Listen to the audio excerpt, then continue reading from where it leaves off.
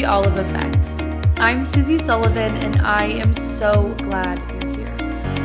This podcast is all about living unapologetically and authentically, embracing faith, health, and femininity with God at the center. In every episode, we'll dive into real, unfiltered conversations, whether it's learning how to nurture your body with food and fitness, embracing the natural rhythms of your menstrual cycle, or discovering the peace and strength that comes from a relationship with Christ.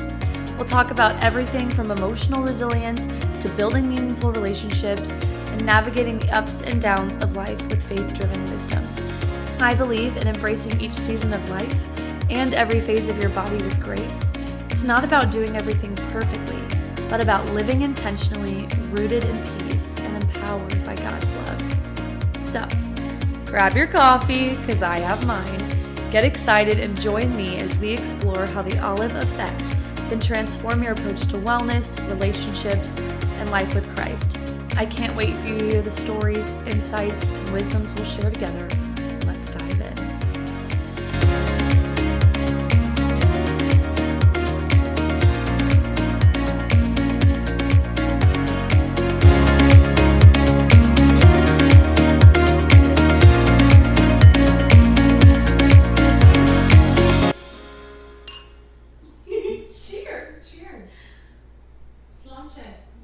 Welcome to the podcast. I'm actually going to turn this really quick.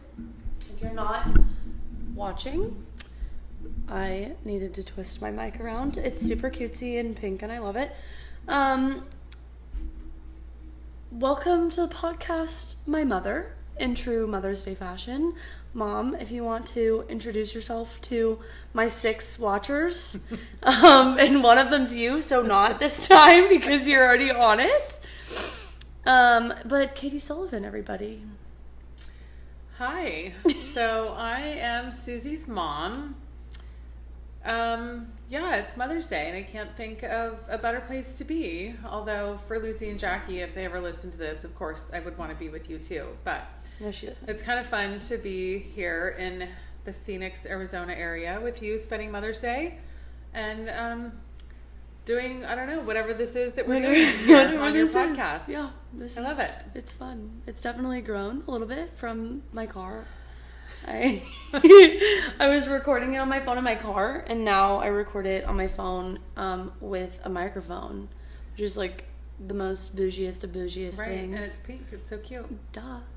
And I'm not in my car anymore because it just wasn't medically possible to do that here in the great. It's a little hot living on the face of the sun. Yeah. Here in the Phoenix area. It's 108 today. Mm-hmm. And what month is it? May? Beginning of May?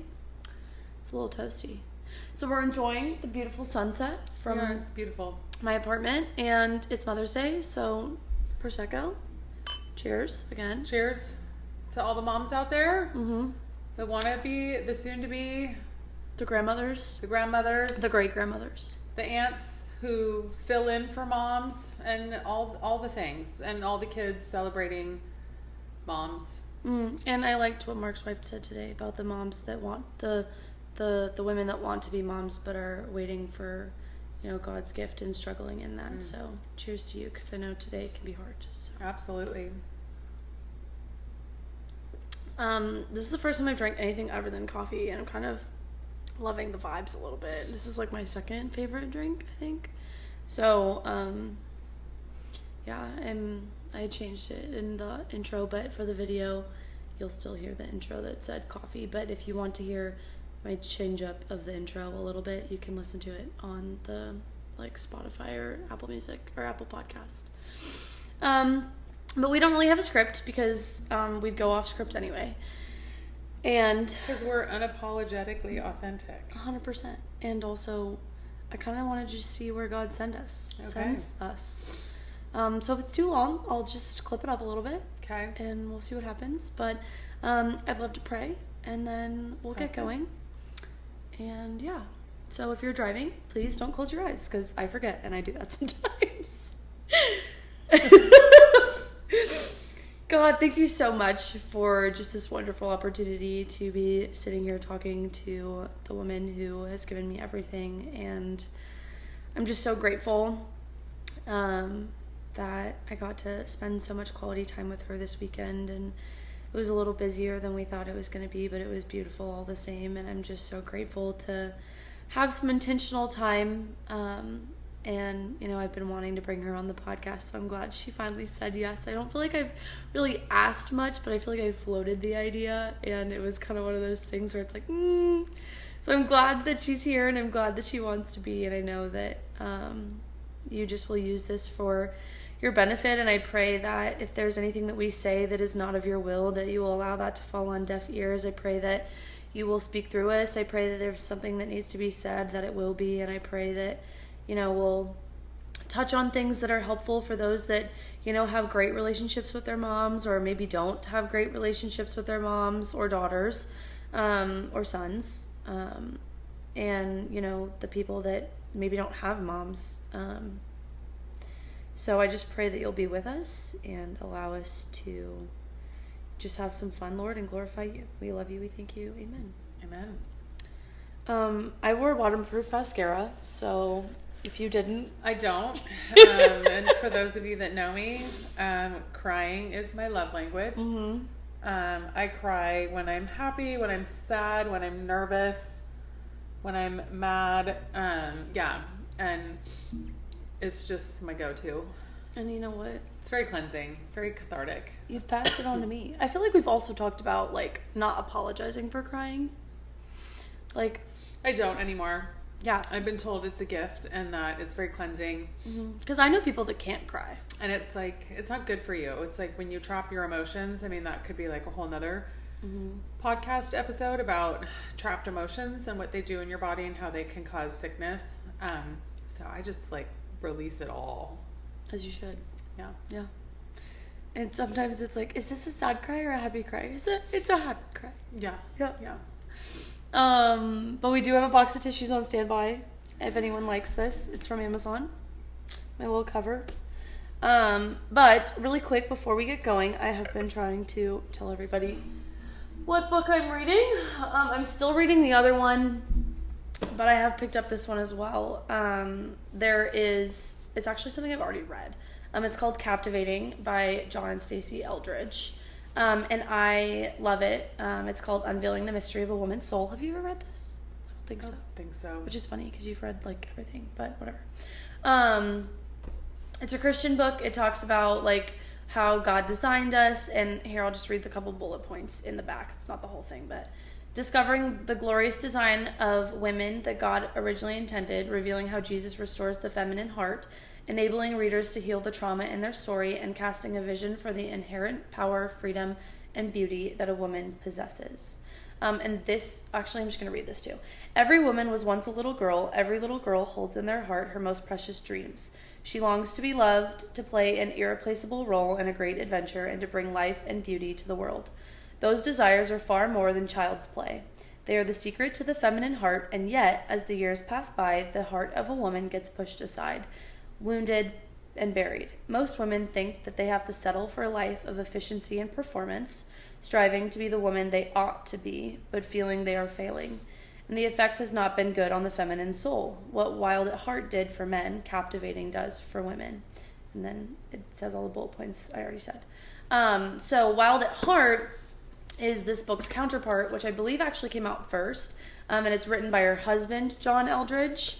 And John and Stacey wrote this one together. So Wild at Heart, for those of you who are men listening or know men that you would like to read this, it's like the intro of the book talks about how like every man gets handed a self-help book by the women in their lives and they don't need another one. But this one talks about, you know, the innate needs of a man, and how God designed them, and how a lot of churches nowadays tell them to like hide that. Like men want to be the protector and they want to play different games when they grow up, and like want to be able to, you know, be the knight that rescues the girl from the dragon or whatever.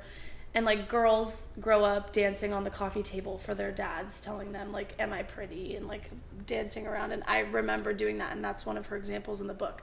And so she just kind of they both talk about in both books like how God created each of us and how that can play to our strengths and how, like, whatever. So it's really good. So I've been picking that one up again just to kind of reread it, and Brad's actually reading the other one. So if I have any important notes, I'll bring those into the podcast in the next couple weeks. But yeah, so that's what I'm reading, and I'm also reading the other one. And now that this summer is kind of starting for me, I'll have a little bit more time. Not a lot, but enough. So there we go.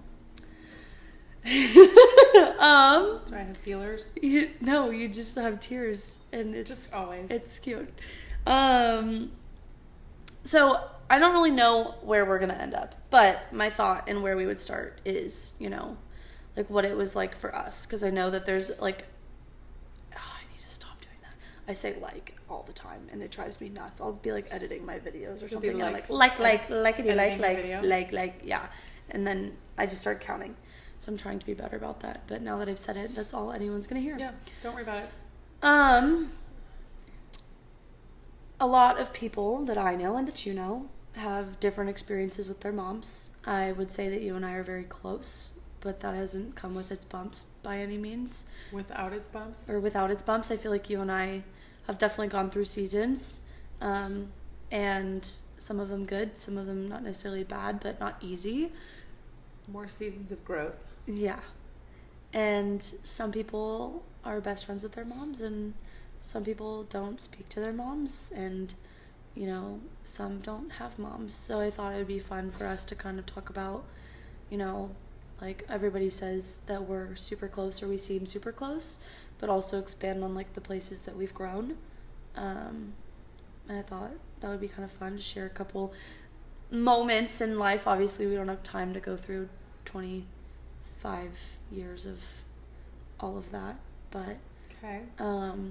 I feel like elementary school, I don't really remember there being many issues, but you might disagree. I think I had like some friend issues, and I never made that easy on you. But do you remember, like, I feel like elementary school was pretty easy. I mean, you had the twins, so it wasn't necessarily easy in that sense, but like, I guess we could start with my only child years. I was 9 when my sisters were born, and so the first 9 years were really special, because it was just you and me. And I remember you would pull me out of school to Dr. Disney, and we'd go run around the theme parks and get into trouble. But those were fun years. They were fun years. I have to get it out. Go ahead. I okay. hate this. It's okay. No, just like I said, when I get nervous or anxious or happy or sad or proud or whatever, I cry. And I just, when I reflect back on my time as being your mom, you are my first baby, and you made me a mom. And I'm just very proud of the woman you've become, and I'm very grateful for the woman you are. And motherhood is kind of a wild journey, and I don't know, it's just funny, like when we walked out of Costco and the lady who looked at your receipt, she was like, Happy Mother's Day, and I was like, oh, and Happy Mother's Day to you too if you're a mom. Like I don't, it just gets awkward, because then you realize, like, you know, not everybody is called to be a mom, or they, you know, don't have a good relationship with their kids, or maybe, you know, women my age are starting to lose their parents, you know, and so, you know, that gets hard. Or, you know, I have friends whose kids desperately want to have a baby, and I've been in that phase, but I was also blessed with you right away, and then experienced infertility. So I think Mother's Day can be kind of a loaded day. Mm-hmm. So I can only speak from my experience, but I, you know, got pregnant with you pretty easily. A lot of my friends were experiencing infertility, and so I was just like, oh gosh, this is, you know, something that might not happen easily, so we better try. And then I got pregnant easily with you, and then with your sisters, as you know, it took a long time. But those years with you, looking back on it, even though it wasn't my plan, it was God's plan. And now I have the benefit of hindsight, and I'm very grateful for those years. You know, having one kid is different, and it might not be people's plans, but I don't know. I feel like our bond was sweet and special, and having one kid, you can do things a little differently. And although I wanted more kids so bad, you know, we had lots of special times, just you and I, with your dad gone as a fireman. So we, you know, bonded a lot. And then there's also probably a lot you don't remember, because once you turned 3, we really started hitting infertility treatments pretty hard. And again, with him being a fireman, he wasn't at home for every doctor's appointment or whatever. And so I had to take you to a lot of them. And it was a lot of smoke and mirrors, you know, as you're getting like a vaginal ultrasound and things like that. And you're 3 and in the room, and you're like laying on my chest, and I'm trying to like talk to you and entertain you so you didn't look down below. So it's just kind of funny. The experiences. Yeah. Motherhood is the wild ride. But I'm here for it, and I wouldn't change a thing. Yeah, cheers to that. Yeah. I feel like one of my peak memories, not peak, but like chicken butt. I don't know if you guys could hear that in the mic or not. And if you can't, then that's awkward. That's awkward. But the door is really thin. And so when somebody is in the hall between me and my 3 other neighbors and like talking, it's really loud, and it sounds like they're in my apartment. And so someone just went, guess what? And it was just like, hello, that's going to be ingrained in the podcast forever. And they probably don't even know there is a podcast. So maybe one day they'll stumble upon it and be like, hey, that was me. If you enjoyed my 6 other listeners. So I think it's funny because I don't know why I feel like I need to share this, but also whatever.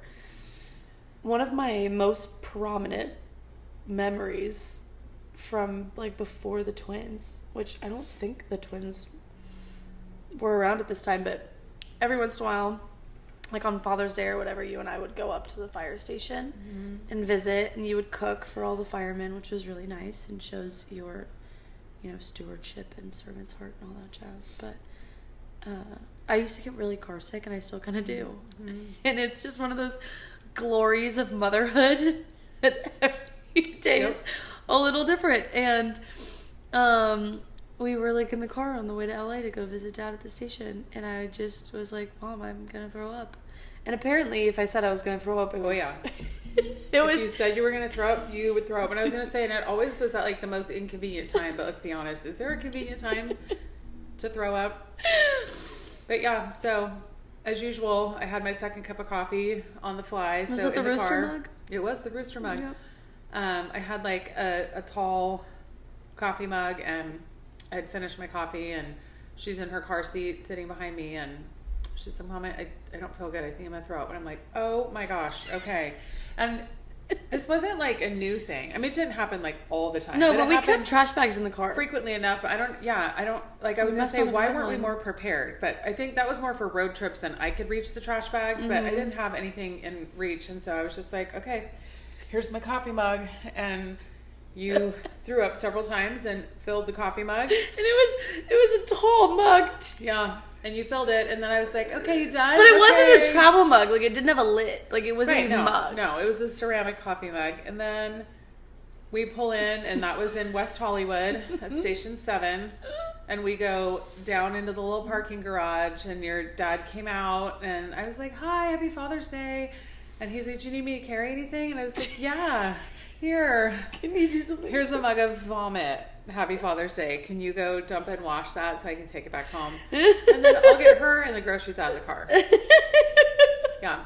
It's funny though, like thinking back about that, there's 2 other times I vividly remember when you threw up. One was I had you on my hip. I was still teaching, so you weren't quite 3 yet. And because I started becoming a full-time stay-at-home mom when you turned 3. But so I had you on my hip. I'm dressed for school, going out the door. Your dad was at work, so I was dropping you off at daycare, and I was standing at the front door, opening the door, and you barfed in my face. And I literally had like vomit dripping out of my eyebrows. And I was like, okay. And like you can't even call for a sub that last minute. You have to call the principal's secretary, and so that's always fun. And then the other time, I don't remember who lived where yet. I don't remember if Nana and Papa lived in Huntington yet, but Grandma Anna did. And I think we were all meeting at like the Huntington Beach Hilton or something for like a brunch. And you threw up in the car on the way there. How old was I? On Mother's Day. I don't remember how old you were, but I think that might have been, I'm trying to remember if we decided we still went or not. Cause it's one of those where you're like, well, you had yogurt for breakfast. I don't know. Sometimes you're like, I don't know, just as weird. She'll be fine. I'm just not going to tell anybody. Just be like, she had yogurt. I don't know. I think it made her gaggy. It's probably not sick. It's just, yeah. She's a kid, whatever. Yeah. Kids throw up Which is sometimes. funny that's the only other two that you vividly remember. Like, because my second one would be when we were in Mammoth, because you guys used to take turns sleeping with me the first night, because I would always, without fail, get altitude sickness and throw up the first night, and then the rest of the trip was totally fine. And so every time we went to Mammoth, you guys would take turns sleeping with me. And I remember the one time I was with Dad, you threw up on his neck, in his face, yeah. And he woke up to just like vomit. Yeah. And so I think that you just had to like get out. He was just like, Katie. He just couldn't move. It was like dripping.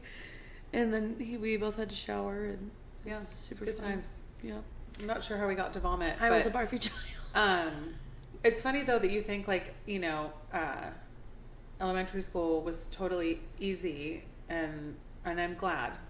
It's just funny the different things you remember. But I think once the twins got on scene, it just made my life more complicated. Beginning of third grade for me, because you were pregnant when I was in Signor's class, I think. Okay. Yeah. And it just made me spread more thin and more probably snappy. You don't really remember that? No. I do remember. Do you remember me sending you flowers to school? No. You don't? You don't remember that? No. Oh, I felt like we had like such a rough morning, and I was like, oh my gosh, I'm such a horrible mom. Like, I just feel bad, and I need to like, tame my tongue and just get my stuff together. And so I had flowers sent to you at school. Really? Yeah. And I just remember you coming across the bridge when the twins and I would meet you there, and you were like, oh my God, like, it was so embarrassing. Oh, really? Yeah. No, I don't remember that at all. Okay. Interesting. That was sweet of you, though. Yeah. Thanks. You're welcome. No, I don't remember that. I do remember, like, the only other, like, elementary school, I guess that would have been middle school memory with, like, you having so much on your plate with the twins because Dad was at work, was I used to carpool back and forth with Kylie for a lot of things, especially volleyball. And I remember that I spent the night at her house because we had a volleyball tournament the next morning, but I forgot my knee pads. So I broke into the house at like 5 a.m. and got my knee pads, and then went back out, and you didn't even hear me. And I was like, you could have been murdered. Yeah. You didn't hear me at all.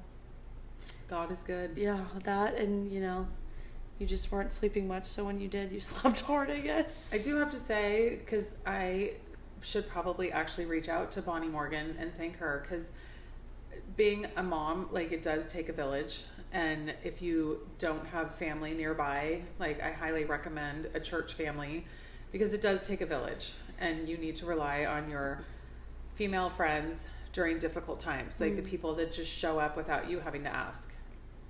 So shout out to Bonnie. I don't know if Bonnie is one of your 6 listeners. I don't think so. But cheers to Bonnie. Cheers to Bonnie. That's so funny. Because I was so big and pregnant with the twins, and it was like so hard to get you up and out the door in the morning. Why? Like, I woke up with my alarm. I was super spry. To make your lunch. And at that point, because they were born in October, so, September, October was just rough getting you to school. And she would just show up and take you to school for me. And then after they were born, too, she would come pick you up a little bit, too, which was nice. So, yeah, make sure you surround yourself with good godly women. Actually, funnily enough, I don't know if you remember it the same way I do, but I feel like the Morgans introduced us to Beach Cities. I don't know if you'd been researching it and then kind of like they were going to. Yeah, Bonnie and Victoria Freshwater too. Yeah, so cheers to Victoria. That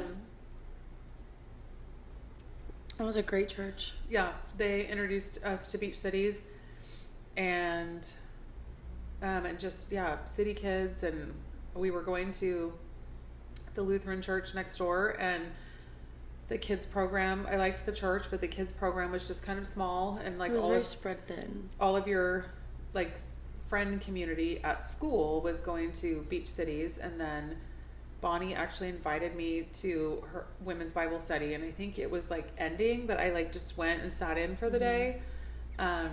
And then I joined that next year, and then I was in like the same group.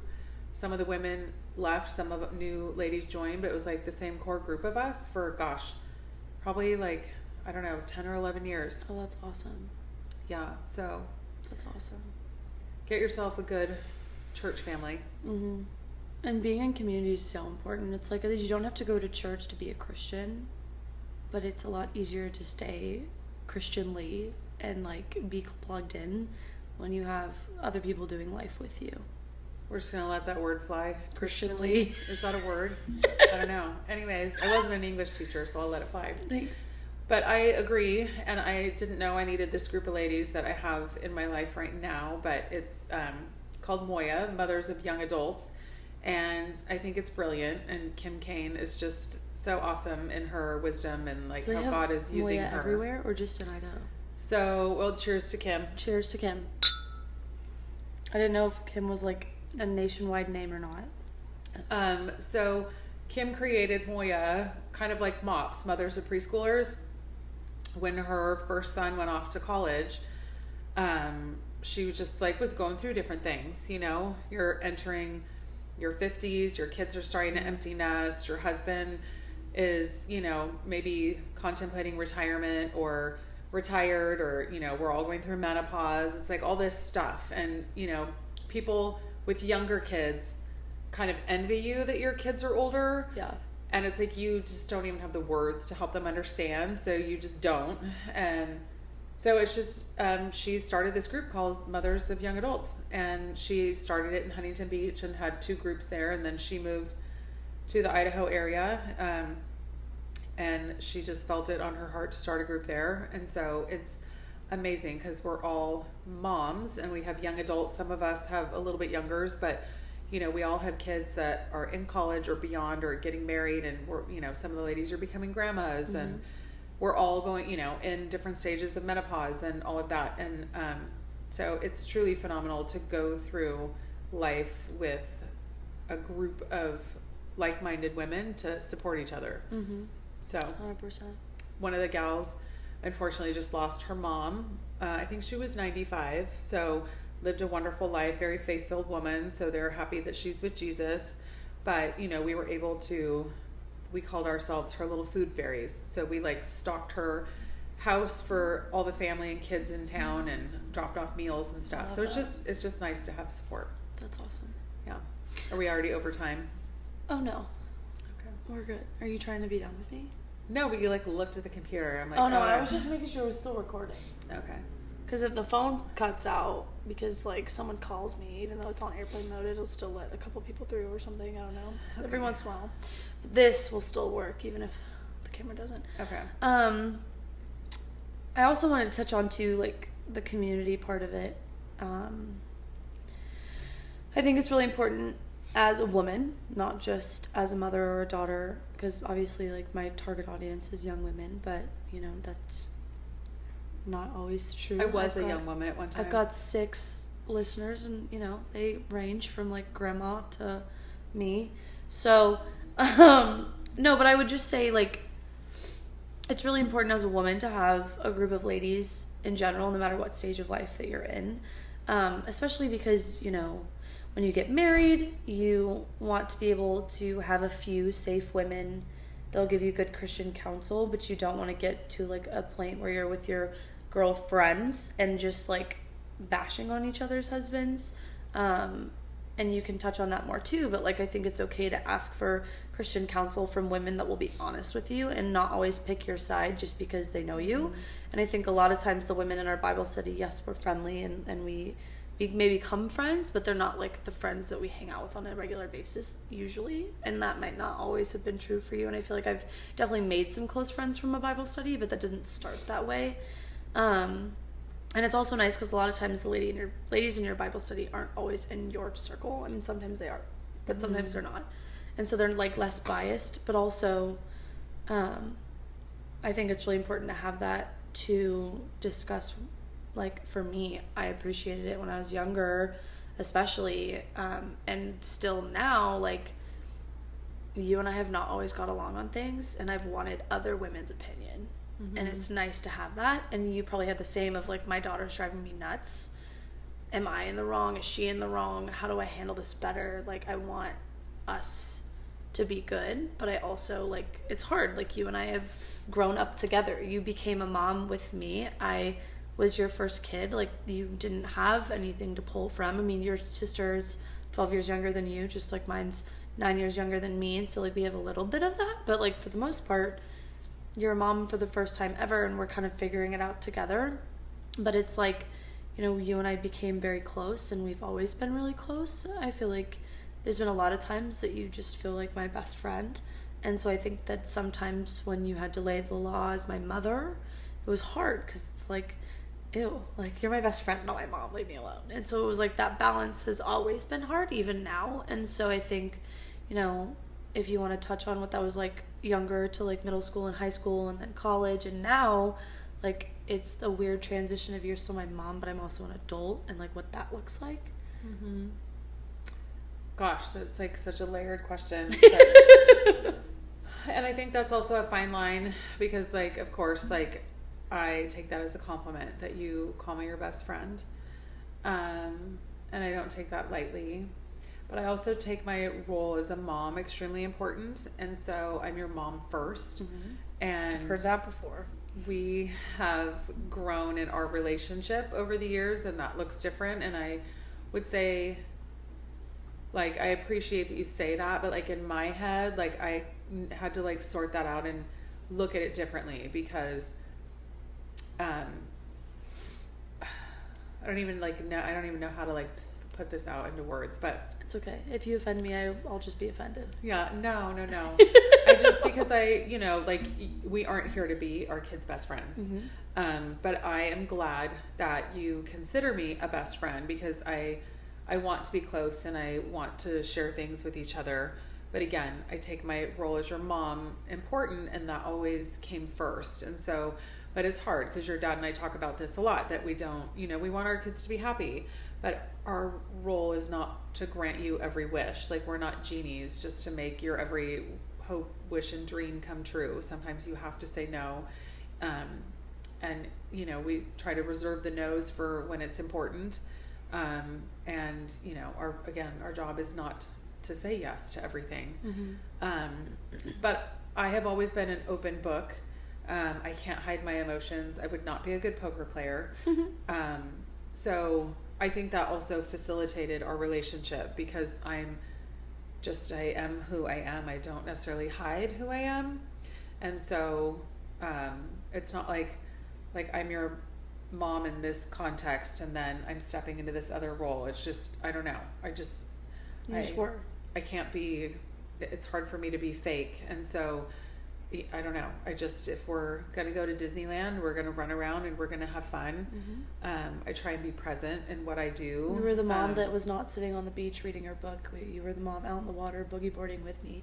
It was important to me that, you know, a bathing suit is not always my favorite article of clothing, but I never wanted to punish my children for the condition of my body. My body has gotten me through a lot of things. So it's like, it is what it is. And I love that part of your show is we are authentic and what are your unapologetically authentic. Yeah. And so we just have to embrace where we are. We can't hide it. We can't cover it up. And I just thought, you know, a lot of moms that would just, you know, they were probably anorexic, but, you know, still were self-conscious in a bathing suit. And so they stayed covered up in their chair, and their kids wanted them to come in the water with them, and we lived at the beach. Yeah. So there's a little bit of skin on my thigh that's wrinkly, so I can't and so they were too self-conscious to go in the water, and I just thought, that's just sad. I'm not going to do that. Like, I want to go and have fun, and I like being in the water. I like boogie boarding. It's fun. Every stage of life and every phase of your body with grace.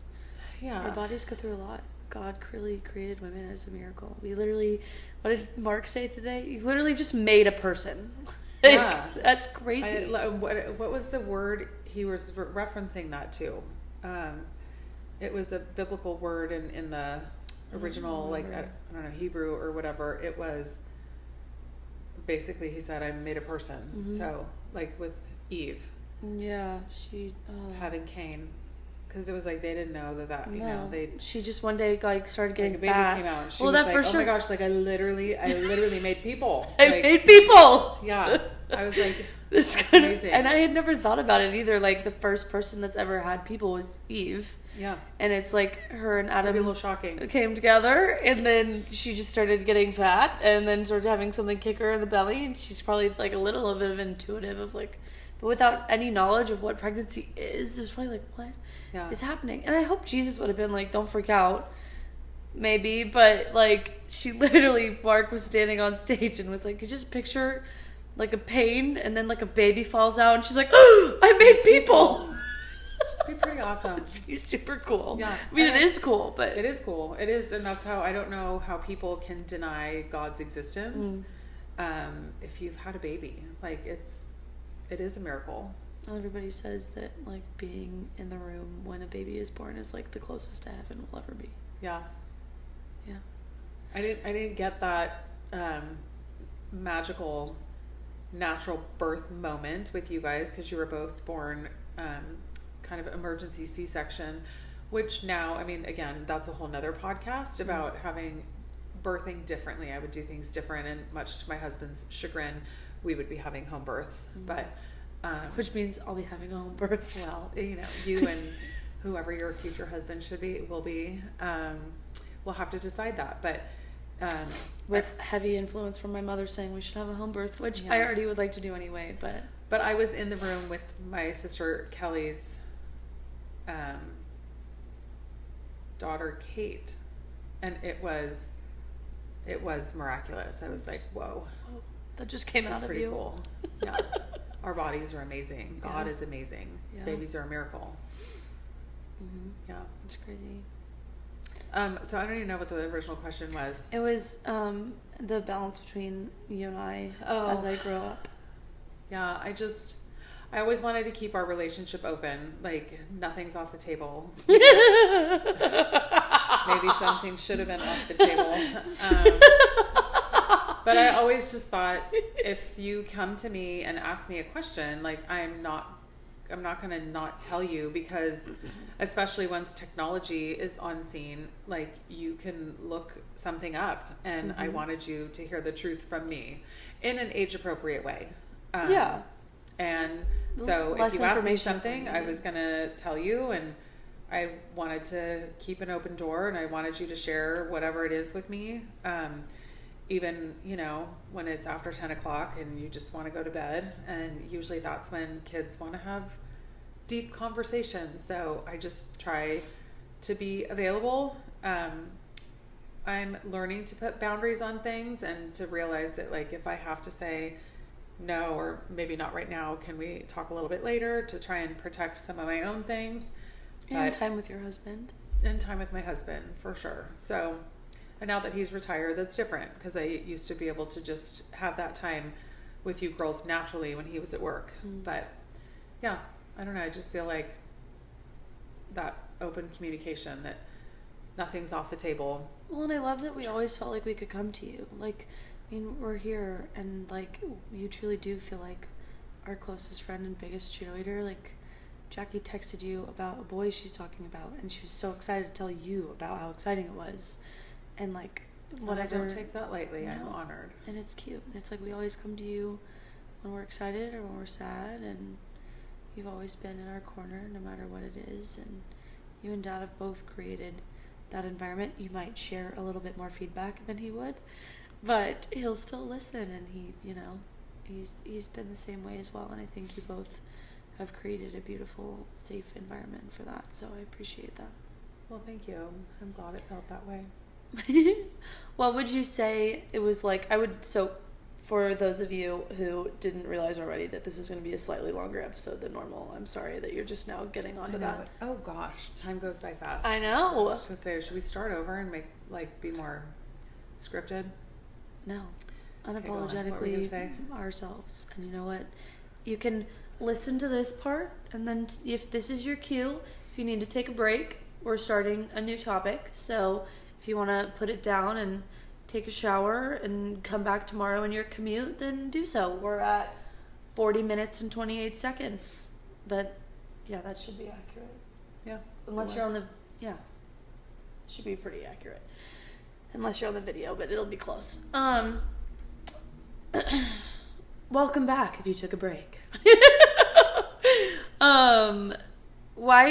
When I think about like people that didn't always have the best relationships with their mothers, or like people that say like, oh, your kid's so great, or like you always raise such great children, or whatever, like our relationship has not always been pretty. Like you and I have, definitely had fights and definitely had seasons. Like I think of, middle school and going into high school when I just wanted to dress like a stripper at school, and you and I feel like thought about that every day. Not actually a stripper, but I mean, I did dress as Pretty Woman for Halloween one year, but that's besides the point. I feel like can you talk about what it's like being a mother, wanting to allow your daughter to feel like they're fitting in and not be like the weird kid that's like not going along with all the trends, because identity is everything as a kid. However, also honoring what you feel is right as a mother, how you represent yourself as a family, how to, dress with respect, or whatever that other trend is, like phones or whatever. It's like, how do you balance keeping your home and your people safe while also allowing a little bit of leeway for, them to do whatever their friends are doing?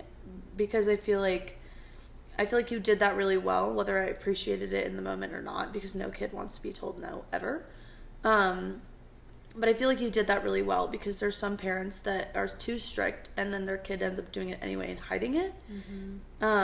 And I don't feel like that was ever an issue with us. Like I can say right now, I never did that, and I never felt like I needed to, because I don't feel like there was anything that like was so crazy that it was like hiding outfits or anything. But like, can you touch on that? Like for me, I feel like my biggest thing was like clothes, but I mean there could have been other things I'm not remembering. But it's so funny though, because it's like our perspective is so different. Like when you say that we definitely had times where our relationship wasn't pretty. Like to me, I don't really feel like those were seasons. I feel like they were like little like moments in time. Because I can't look at like, oh my gosh, middle school was just horrendous, or high school was hellish, or I feel like there's little moments, and I don't know, like, and I don't want to be like, oh my God, I was such a good mom. Like, let me tell you, here's my mom Bible, and this is what you should follow. But it's sweet, Jackie. So I feel like when your kids get older and around other kids and other parents, or, they are in other people's homes and they get to see how other people operate. I think like, you live kind of in a vacuum in your own home, and you think things are good, bad, or ugly, or whatever, until you see other people's, and then it changes your perspective a little bit. And sometimes you learn to appreciate what you had.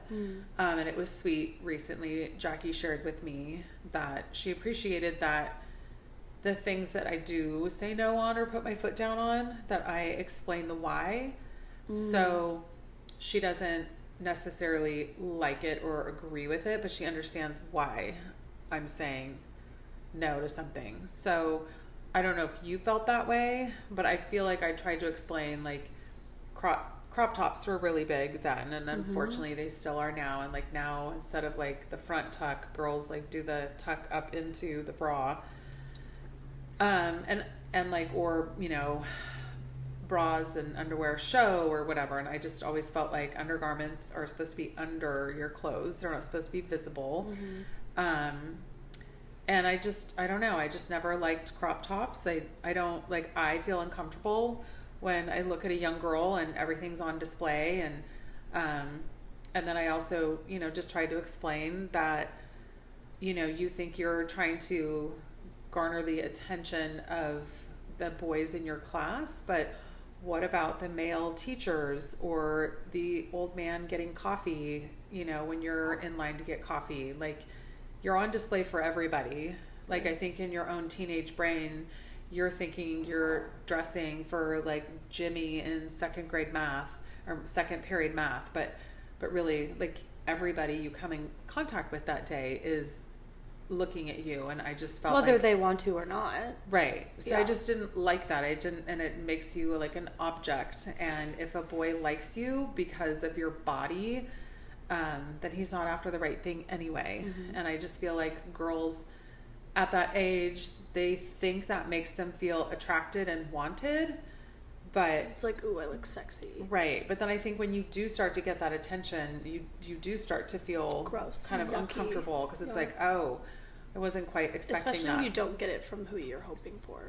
Right. You get it from someone else, and it's like, ew, icky. And right. Like, but even like when you do start to get that attention from that person you thought you wanted it from, it's not the fulfilling attention that you thought you were after. It's more physical. I want you for your body, not for who you are. And then, if you grant them, the use of your body, usually they toss it aside, and then that comes with other wounds. So 100%. I don't know. I just felt like I needed to explain why I felt the way I did.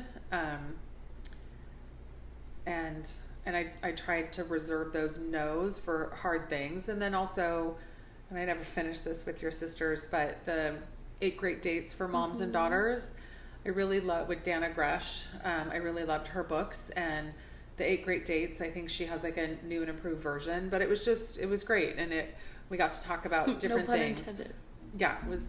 And there was one in there about like modesty and how to shop and the different things, like raise and praise. And if you raise your arms and your shirt comes up too high, like, then it's not appropriate. So yeah, I don't know. I spent a lot of time raising my arms and bending over in dressing rooms to make sure that nothing was showing. Yeah, touch your toes. Yeah, no, I can see too much. So yeah, I don't know.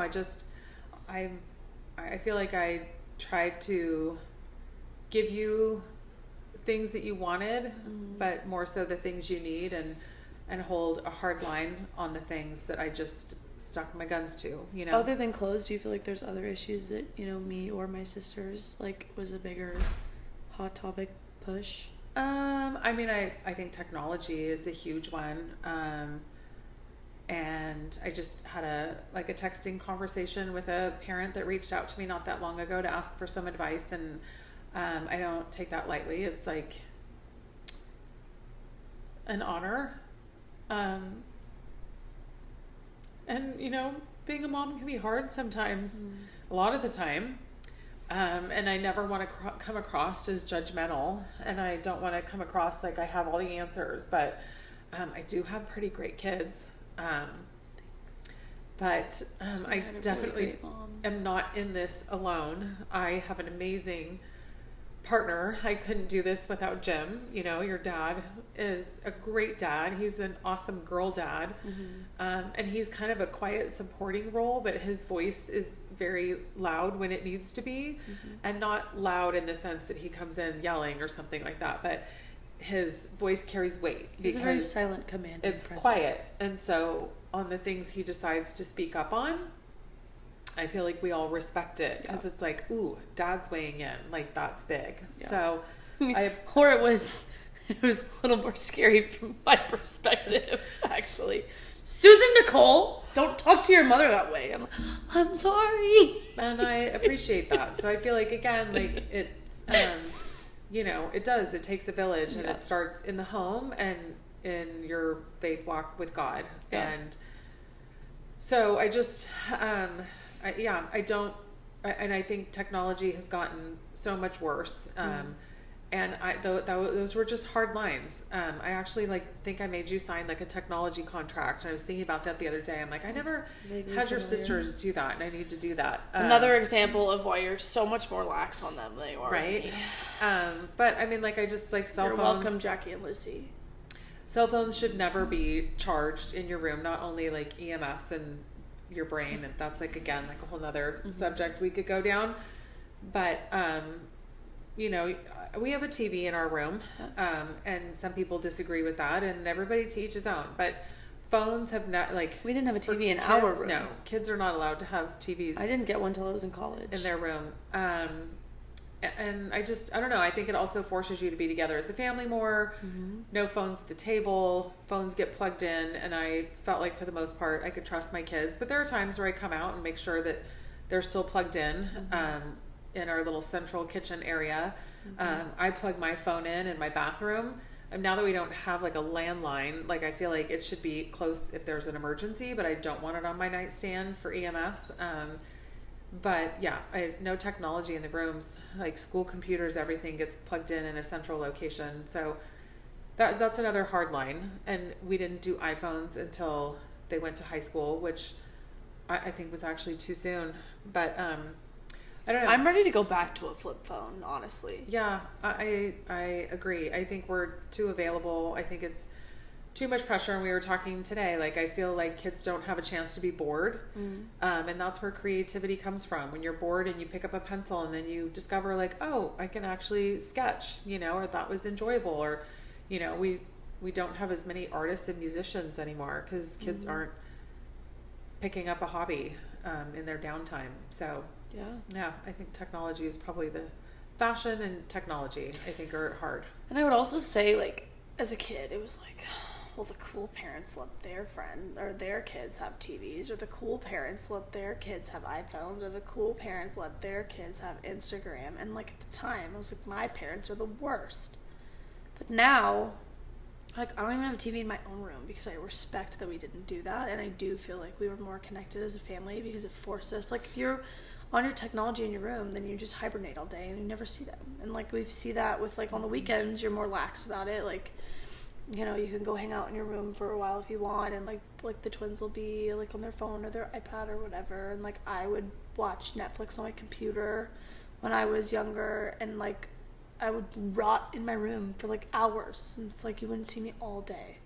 And then you would, like, I noticed it would make me more irritable. Like, you would interrupt my show and I'd be like mad, and it's like, looking back, it's like I don't want that. And I feel like as a family, and like we didn't do TV during the week for the most part, and I feel like I mean, there's definitely exceptions. However, as a general rule, we didn't really do TV during the week unless we did it together. Like, you couldn't just go watch a show on a weeknight, right? And like, exception, you get all your chores, all your homework's done, and it's like 7 maybe if you're gonna do it with your sister or something, like every once in a while. But for the most part, like, I don't feel like we watch TV during the week either. Like, occasionally we do like a family movie, but I feel like I do that more with your sisters. And again, like, I got 9 years with just you, and then we had to like merge, and then you were out of the house, and they were younger. And so I do have to say that's one thing that I have intentionally done with them. And again, it's not for everybody. Some people might think it's terrible, and that's okay. You be you. But we've had a show together. We always have a show we're watching, because let's be honest, some nights you're just tired, and like I don't have it in me to listen to all the words. And so, but I don't want to just say like, you know, go to your room and hang out or whatever. And so I'll say, hey, you want to watch a show? So we started with Little House on the Prairie. Then we did Dr. Quinn, Medicine Woman. We did, trying to remember the order. Oh, then we did Heartland. Yep, that was so good. I liked that. And then we did, when they got a little older, was Gilmore Girls and Anne with an E. And then right now we are watching a show that I loved in high school. It's called The Young Riders, and it is like riders as in like you ride a horse. And it's about the Pony Express riders, and it doesn't hurt that they're cute. Right. So, but they're all just wholesome shows, and we just, you know, watch them and snuggle, and occasionally I'll doze off, but usually not. And then it gives us things to talk about, and it just is time spent together, so everybody's not in their own space watching technology. For reference, these are shows she watches with them. Anytime I watched it, someone would die, so I don't watch don't watch. She always like came in like the worst episode. There was like I'm one "That's so episode where weird." someone like threw like 6 puppies in a bag and tossed them in a river. And I'm like, what are we watching? Yeah. What show was that? Was that House on Dr. the Prairie? Was that Dr. Quinn? I don't know. But every time I watch a show with them, someone either dies or gets like cancer or like gets hit by a car. So I just don't watch with them anymore. Yeah. But I feel like I have so much more to say. However, it has been an hour. I can't believe that. So Crazy. I think what we should do is stop this episode and have a snack and then come back for round 2. And I'm probably going to put on some comfy clothes. That sounds good. Does that sound good to you? But before we leave, should we? We should. The moral bubbles. Here you go. Thank you. I feel like you need to briefly tell people what these are from. I saw a lady on Instagram. She was like stress venting in her car, and then she blew these. Oh, let me try. Terrible. I know. They're marl bubbles. She made them look. Yeah, here's the box. She made it look so cool. But I remember growing up, if you're my age, your grandparents smoked. And so you would go to the dime candy store and you would get candy cigarettes, and they were all the rage. So I saw these bubble cigarettes and I thought it'd be fun. But now I just have like sticky soap goo all over myself. So they're not. There you go. There we go. It's a good one. There you go. There's soap everywhere. Yeah, I think that was funny. What was she talking about? She was like, don't ask me what I want on Mother's Day because I never know what version of mother I'm going to be. I think so. I'll have to look at it. Sometimes I'm happy and sometimes I just don't want to get out of bed, and sometimes I've got a lot of energy and sometimes I just can't. She's like, so don't ask me what I want to do for Mother's Day because I don't know what mother I'm going to be when I wake up. Yeah, this is true. What version of me? So she was bubbling. Yeah. And we thought it was funny, so I'm glad you bought them. Yeah. Well, I'm glad that you got to come on the first episode. If you stayed this long, thank you. And we'll have part 2 next week. But Mom, thank you for coming. And, I'm so blessed to have had you on the show. Thank you. We'll see what happens in a little bit. Cheers. Cheers to moms and daughters. To moms and daughters.